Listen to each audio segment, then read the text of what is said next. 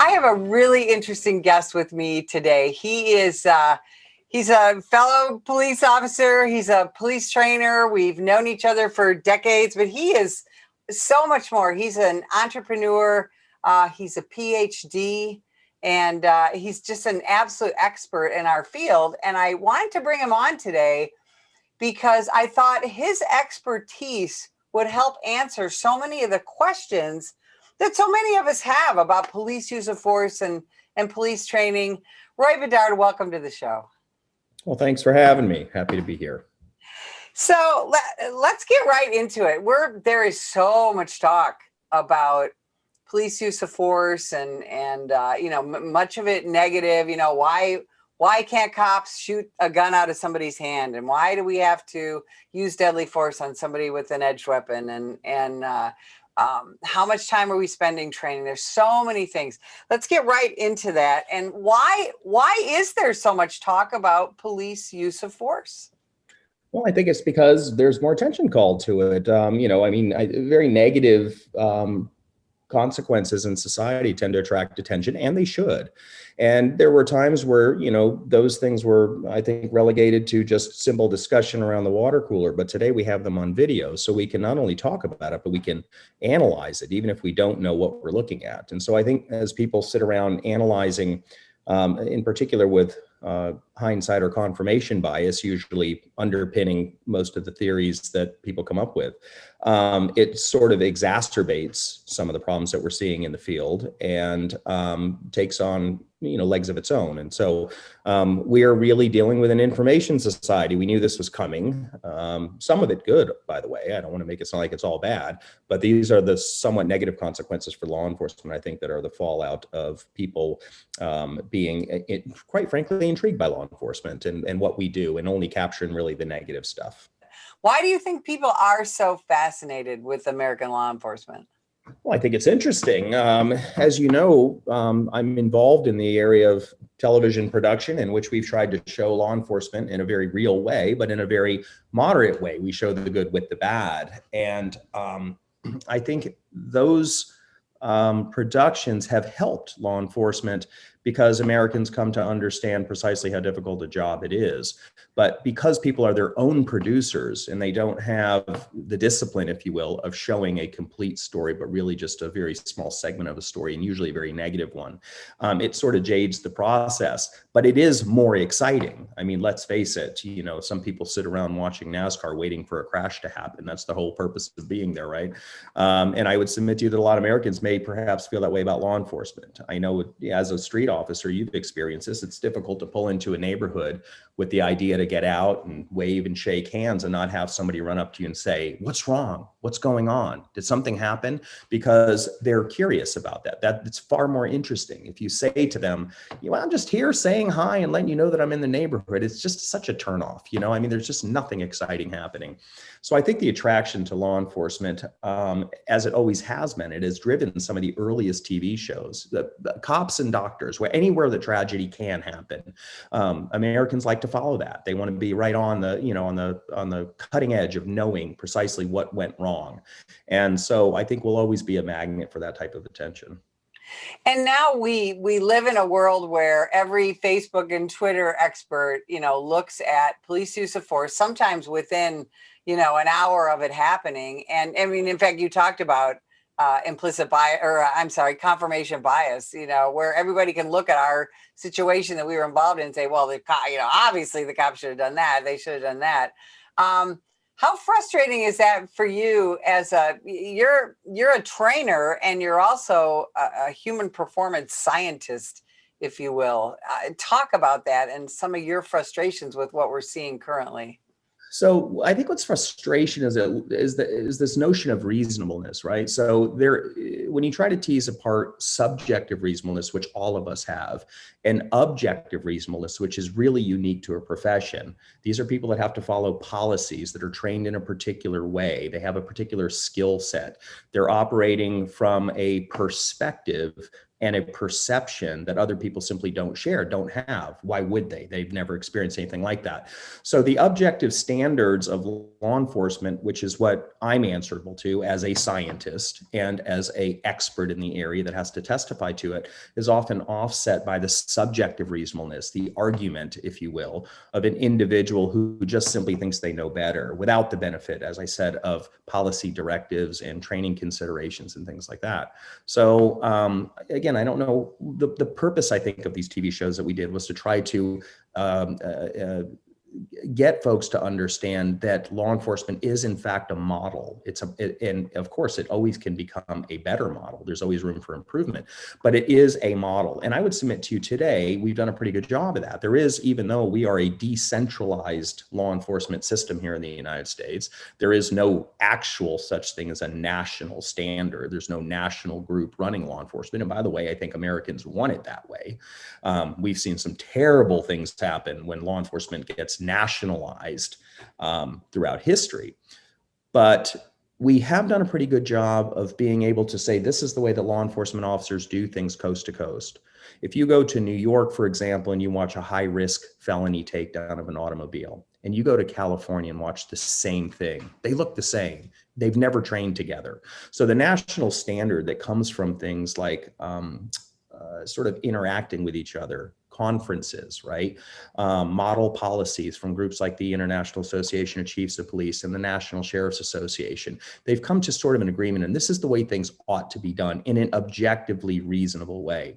And so we're all kind of complying with that in our own bubble. But of course, on the outside, if you're not part of that world, you're relying totally on subjective reasonableness. And it might seem to you that things shouldn't happen that way in a tragic world, but it is the mark of an imperfect society that bad things happen. And I submit will always happen to some degree. And law enforcement spends a lot of time, a lot of effort, and a lot of money trying to close the window on bad things happening. And I think we've done a very, very good job of doing it. But as you know, because of, once again, social media and television and media in general, that little space that we leave open is the one that is shown to everyone all the time. And it actually is very misleading as to, I think, the depth of the problem that many people think that law enforcement has in America. But we also need to address criminality, don't we? We do. I think the idea of reform, the biggest problem with the concept of reform is that most people don't even understand how law enforcement is formed. So to reform it, you really have to have a baseline. And I would submit that anyone who really was interested in reform should start there with trying to understand what it is that law enforcement officers are commissioned to do and to try to understand how best to do it. And there are programs for that. We have ride-along programs. We have citizen police academies. You know, we have obviously universities with criminologists that can talk to folks about how things are actually done. As far as reform goes, I would submit to you that we should always be reforming ourselves for a lot of different reasons. First of all, I think society is always a moving target. It never stays in one place very long. Technology changes all the time. Every time a legislative meeting is had, some new law comes out of it, which affects our discipline. Certainly when Congress meets together and convenes on a larger scale, it can change and send radical waves through law enforcement and the way things are done when you talk about things like chokeholds, for example. So I'm not opposed to police reform as long as we're on the same page about what we're talking about.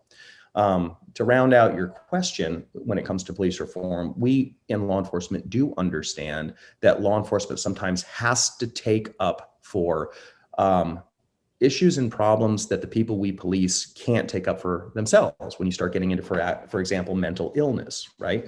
You have an individual that perhaps doesn't have the capacity for what we'll call proper behavior.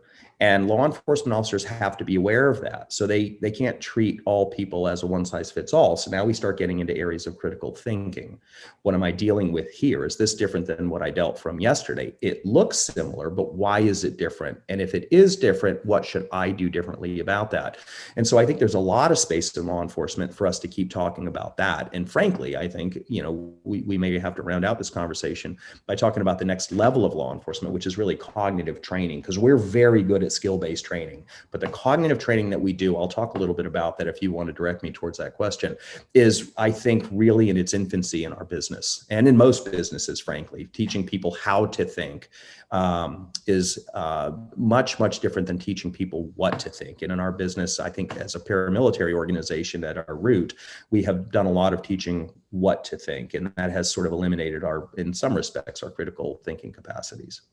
Well, and let's talk about that, because we're dealing with, you send an average cop out there with all kinds of tools that he or she has to know how to use, and they've got to know how to deal with all kinds of situations, everything from taking a good police report to delivering a baby to dealing with a mentally ill subject. And yet the profession has changed so much since you and I went to the police academy, 40 years ago.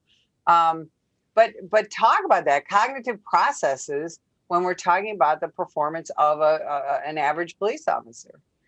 So I'm a little passionate about this. This is sort of, I think, I grew up on the mats, and I like hands-on stuff. I like getting out on the range, and I like wrestling with, new recruits and teaching them arrest tactics and skills. And as I said, I think over the years, we've become very, very good at that.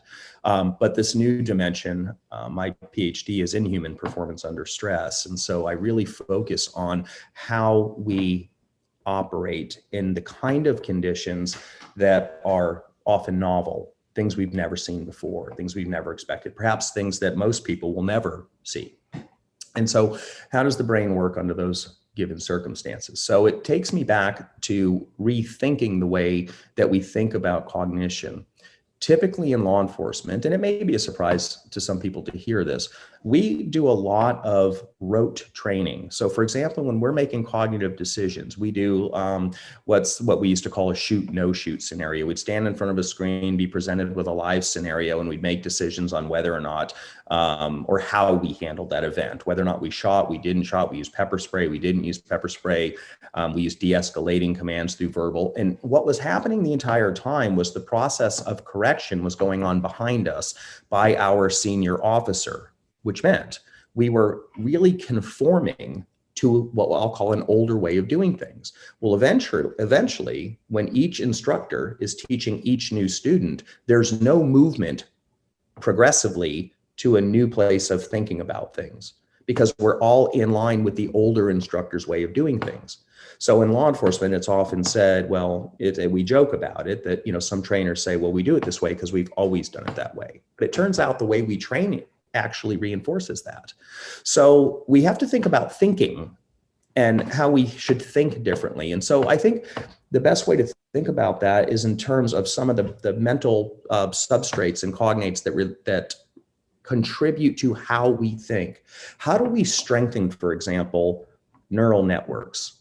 How do we make our brains stronger? How do we become more cognitively flexible?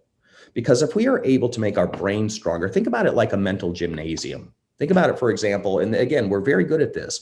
If you go into a gymnasium, not only do we know how to make you stronger, but we know how to measure that strength, right? If we want to make your arms bigger, we put you on curls and we recruit muscle fiber, and we come back weeks from now and we measure and we see progress. And we say, wow, you're getting stronger. And in fact, you are getting stronger because we can change the weight load. We can now see that what you couldn't have done a month ago, you now can do. You can do more of it, and you can do it for a longer period of time, right? So our brains we don't have anything like that. We don't really have brain measurements like that, where you can do an intervention, for example, like a set of curls or a bench press or squatting, where you inject an intervention and then come back and try to measure its effects. There's nothing quite like that. So I'm on the search for that. I'm on the search for different technologies today that are able to train our brains to become stronger.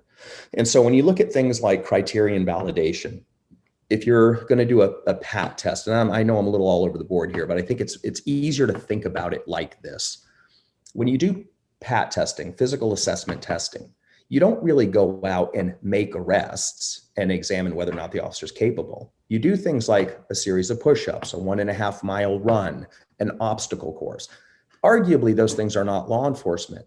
But we know that the criteria validation tells us that if you can do these things to this degree, you will be a better cop for it because of transference. Those things transfer into job-related tasks, right? We don't have anything like that mentally. We don't have anything that we can actually point to and say, well, if you get on this cognitive machine, if you get on this cognitive apparatus and you are capable of doing these certain things, then we know that you'll be a better cop coming out because you've been validated as a consequence of being able to pass these somewhat unrelated cognitive tasks, right? And so we're in a very much a period of infancy. I think a lot of people have heard of, for example, things like Lumosity, which were purporting to do brain strengthening. And so you get on your phone and you play, I don't know, tic-tac-toe or a variety of different cognitive games. And in theory, it made your brain stronger and made you a better person. Well, unfortunately, the studies show that that's probably not true. It turns out if you play tic-tac-toe all day, you get really good at tic-tac-toe. Doesn't make you a better driver, doesn't make you necessarily more situationally aware. So, but it's on the right track. Their heart's in the right place. They're talking about what I'm talking about. They're talking about developing some type of cognitive apparatus to strengthen brain power, because we know something about neuroplasticity today that we didn't know even a couple decades ago. And that, first of all, is that it occurs, that we can build neural networks and they can become stronger and more reinforced by the things that we do. So what we want to do is we want to start really researching. And I say we don't have any of those things. It's not that we don't have any, we just haven't found them for law enforcement. Perhaps they exist in other domains. Like, for example, they might exist in clinical work. If you're working with Alzheimer's patients who are actually suffering some type of cognitive deterioration, perhaps there's machines out there that strengthen that can be applied to people who are well, right? So that's what I've been doing for the last couple of years, is running around trying to find these types of things and really focusing on the research behind them to see if there's some ability for us, if not to find something, then to develop something for our own. In a perfect law enforcement world, how much training time would you want an average cop to have? Well, in a perfect world, we would probably have 20% of our shift spent training. So, I mean, you can actually calculate that in terms of hours. We do nowhere near that, I can tell you. Part of the reason, it's not because agencies don't think training is important, it's because it's very expensive, right? So not only is it expensive to put on training, but it's expensive to cover training. So for every officer that's in training, there is another officer that has to be pulled off shift to cover their spot, or pulled from their day off to have to cover their spot. So it becomes a real problem for administrators, I think, to try to put together good training schedules where law enforcement officers are, like the military, are constantly reinforced in training. You know, in other agencies like the fire department, I think does a lot of training. Of course, they have a lot more downtime. They're reactive, where law enforcement is proactive. When we don't have anything to do, we get out and we do. We still are patrolling the streets and looking for things and trying to keep crime down rather than just respond to it. So we're sort of pushed back on our heels in terms of time. There's never a free moment in the day of a law enforcement officer. It can be said. But I would think that if you dedicated about 20% of your time in law enforcement to training, either in block style study, but more importantly in daily training, I think we would be better off for it. Where does human emotion factor into the performance of your average police officer? So that's really a great question. And I think that's a secondary question. Once we start looking at the rationale of the prefrontal cortex and how to make that stronger, executive function stronger, then we have to start talking about what are the influences on it. And the most primary influence is the limbic system, right? It's this area that controls emotion deep down in the middle of your head. And we know that the prefrontal cortex and the limbic system are different, but they're always talking. And you want them to talk, by the way. You don't want somebody who's 100% rational, and you don't want somebody who's 100% irrational, which is generally what we refer to when we talk about emotions. Those two things have to talk. They have to be regulatory. But I think sometimes at the very base of your question, I think it's a selection process. Some of these are personality issues when you're talking about emotion, and personality is not easy to change. It doesn't change very much according to the research. So the selection process is we have to select people for the right reasons. And I think we stopped doing that a little while ago.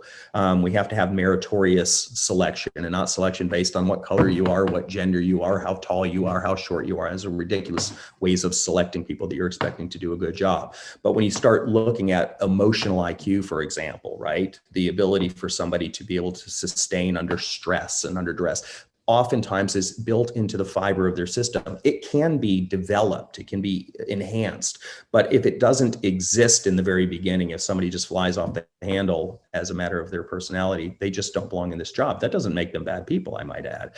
They're probably very good people, but this isn't the job for them. So it starts there. It starts with selection. Once we get you into the business, then we have to do this process of what we call inoculation. And what we know about stress and about emotion, arousal, what's often referred to as arousal when we're talking about performance, human performance, what we know about that is that we can condition it through experience, right? So through temporal experience, if we expose you to more events that are similar to the kind of events that you'll see, we start to develop long-term memory on how to deal with those. And we establish greater what we call coping mechanisms.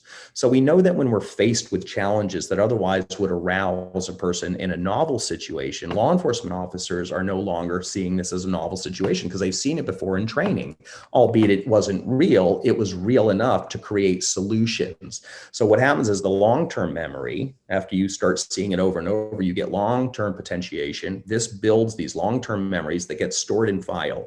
When it happens in the real world, they get pulled forward, those similar things. Your brain sort of gloms onto those similar things and pulls them forward into what we call working memory so that they're available very rapidly for heuristic decision making, which means that cognitively, we don't have to stop and process. We just sort of, because we've done it before, we react to it. And now what we're doing is we're doing it without the benefit of emotion overriding the process. And there's some neurological features here, but there's also some glandular features that actually slow things down and make us perform worse, right? So we want to be able to try to remove ourselves in some respect from the emotional component, which may damper the heuristic of cognition. And that only can be done through the right kind of training, which we often refer to in our business as inoculation training. Thanks for spending time with us. And if you'd like more information about the National Police Association, visit us at nationalpolice.org. This year, over 50,000 law enforcement officers have been assaulted while on duty. A vast number of these attacks were filmed and uploaded to social media in the pursuit of likes and attention. What they want to do is film you instead of like, what can I do to help this officer? Together, we can change this disturbing trend.